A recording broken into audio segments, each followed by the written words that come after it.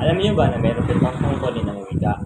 Ito ay ang instrumental, regulatory, interactional, personal, imahinatibo, linguistiko, at informatibo. At ito isinagawa ni Michael Alexander Kirkwood o M.A.K. Halliday. Ika-una, instrumental. Ginagamit ang wika upang may sigawan ng taong nais niyang gawin. Ginagamit din ito upang matugunan ang mga pangangailangan. Maaaring nakikiusap o nag-uutos, nagmumungkahi, o nagsasabi ng sarili na gusto. Ang halimbawa para dito ay, pakibili nga ama kung gamit ang kakailangan natin para sa ating kolektor. Ikalawa, regulatory. Ginagamit ang wika upang maipakita ang taglay na kapangyarihan ng isang tao. Ginagamit din ito upang kumontrol at maging gabay sa kilos o asa ng tao.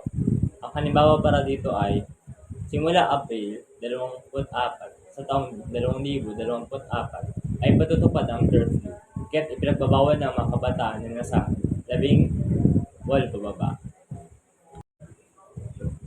Ikatlo, interactional.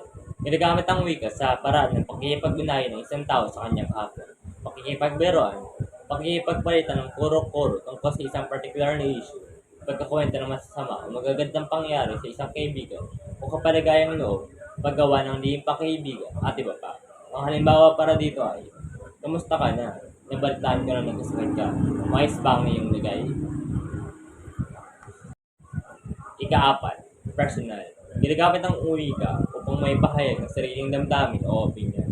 Ang halimbawa para dito ay, naninindigan ako na hindi dapat tanggalin ang asignaturang Filipino sa lahat ng antas ng pag-aaral.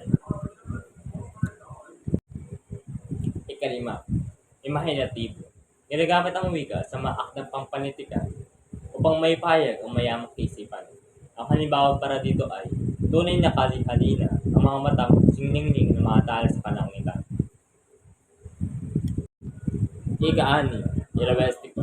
Ginagamit ang wika sa paghahanap at pananaliksik ng mga impormasyon o datos at kaalaman. Ang halimbawa para dito ay, saang lugar sa Pilipinas mahahanap ang bundok Apo? Ikapito, informatibo. Ginagamit ang wika sa pagbibigay at pagbabahagi ng impormasyon. Maaaring ginagamit ito sa pagtuturo, pagpapalitang kuro, at pagbabalita. Ang halimbawa para dito ay, matatagpuan ang pinakataas na bundok sa Pilipinas sa Davao. Bye-bye!